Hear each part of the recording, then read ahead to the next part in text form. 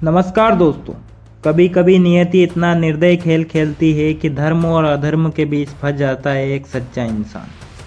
वो नायक था पर इतिहास ने उसे खलनायक बना दिया। वो दानी था पर भाग्य ने उसे बेबस कर दिया। जिसने जीवन भर सबको सब कुछ दिया पर बदले में मिला सिर्फ तिरस्कार। यहाँ है उस वीर की कथा जो धर्म का था पर अधर्म के साथ खड़ा रहा। वो था सूर्यपुत्र कर्ण, जिसकी वफादारी ने उसे अमर बना दिया।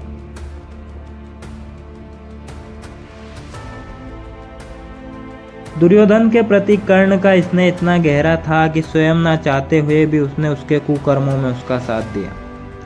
कर्ण जानता था कि दुर्योधन के मन में पांडवों के प्रति दुर्भावना है। उसे यहाँ भी ज्ञात था कि असत्य के लिए सत्य से टकराना विनाश को आमंत्रण देना है। फिर भी मित्रता उसके लिए सबसे बड़ा धर्म थी।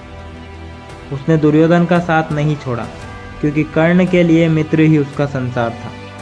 जब कुरु राजसभा में द्रौपदी का अपमान हुआ तो उसी कर्ण ने उसे वैश्य कहकर बुलाया और अपने ही नाम पर कालिंक पोत ली। यही वह क्षण था जिसने उसे अधर्म के पक्ष में खड़ा कर दिया।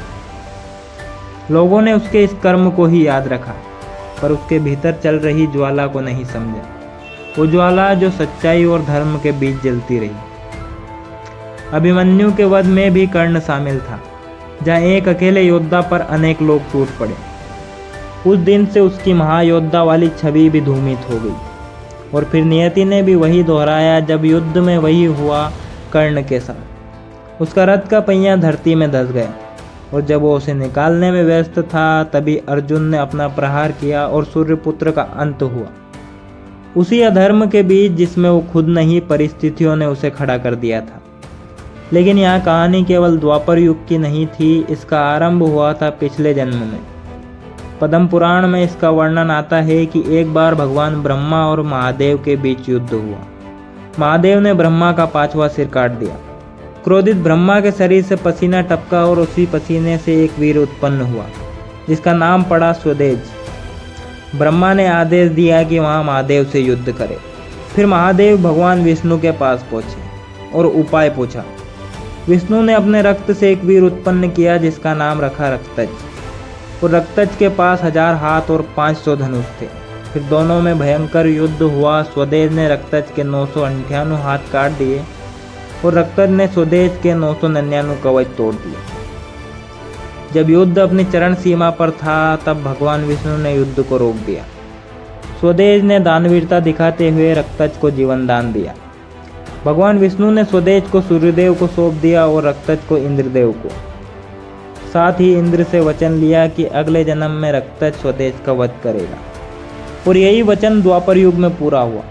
स्वदेज बना कर्ण, जो कि सूर्यपुत्र था, और रक्तज बना अर्जुन, जो कि इंद्रपुत्र था।